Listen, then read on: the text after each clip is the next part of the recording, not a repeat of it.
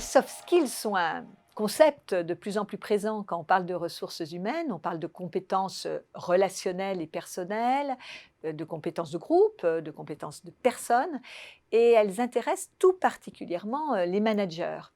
Je vais demander à Pierre de Souza, qui est dirigeant et fondateur de Skilder, qui travaille sur ce sujet depuis maintenant plusieurs années, de nous aider à comprendre un peu ce qui est attendu d'un manager en termes de compétences douces, compétences molles aussi. Donc Pierre de Souza, merci d'être présent.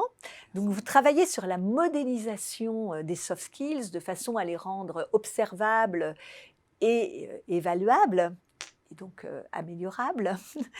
Est-ce que vous pouvez nous en dire un petit peu plus sur ce qu'on attend pour un manager en termes de soft skills? Oui, tout à fait.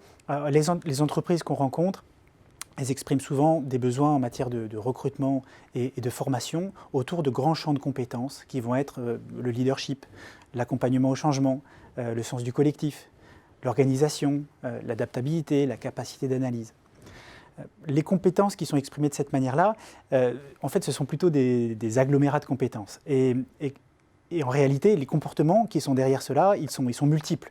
Et en détaillant un petit peu ces compétences, on retrouve une multitude de comportements clés qui vont être de savoir s'affirmer, de savoir écouter, de savoir reformuler, encourager, faire preuve de pédagogie, prendre une posture où on va venir expliquer les choses, inspirer confiance, savoir décider, etc. Et là, votre postulat, votre hypothèse de départ, c'est que ces comportements, ce n'est pas du déclaratif, ce n'est pas j'aime écouter les autres, je suis bienveillant, mais c'est vraiment de pouvoir les observer en situation ou en scénario de simulation, c'est ça? Tout à fait. On propose beaucoup aujourd'hui de venir observer les compétences comportementales et les soft skills au travers de questionnaires, alors que ces comportements clés, ils peuvent s'observer finalement qu'en situation. Est-ce que concrètement, quand on est face à un collaborateur, on va le recadrer? Est-ce qu'on va observer qu'il est en perte de motivation et déployer les comportements?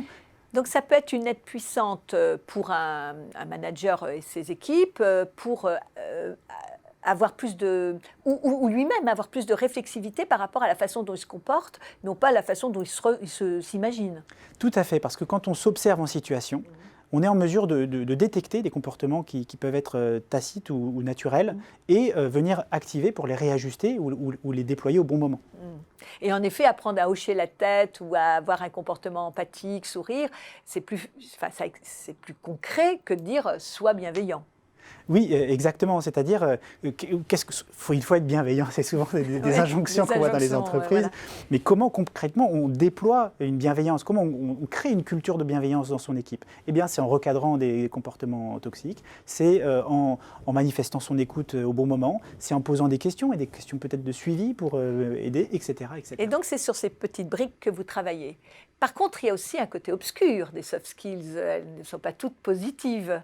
J'aurais aimé entendre un peu ce qui peut être des soft skills qui sont dans la face obscure ou sombre du sujet. Tout à fait, on parle beaucoup de management bienveillant et de compétences d'accompagnement. Et en un sens, c'est important parce qu'on voit, et de nombreuses études le montrent, que ça crée la performance du groupe. Mais il y a des compétences qui sont importantes et dont usent aussi les managers, de savoir manipuler, de savoir être désagréable, de savoir recadrer, de savoir d'éviter d'adresser un sujet ou d'évoquer un sujet, ou de flatter l'orgueil. Ces comportements, ils ne sont pas mauvais en soi. En toutes circonstances en tout cas, parce qu'il faut parfois en user au travers des études qu'on peut mener. Google, par exemple, on a pu constater qu'une culture bienveillante permet cette performance-là. Mais ça peut être nécessaire d'en user, par exemple, pour mettre l'équipe à l'abri d'un ego qui peut être manipulateur.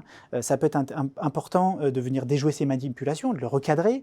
Ça peut être important de flatter une hiérarchie, justement pour protéger son équipe et lui permettre de déployer son potentiel, ou même tout simplement, des individus ont besoin, des fois, d'une certaine autorité pour se mettre en mouvement. Donc c'est vraiment des comportements qui vont être nécessaires dans certaines situations. Et alors, quel est le garde-fou? On est sur un garde-fou éthique ou on est... Est-ce que la réflexivité ou mieux comprendre ce qu'on fait suffit?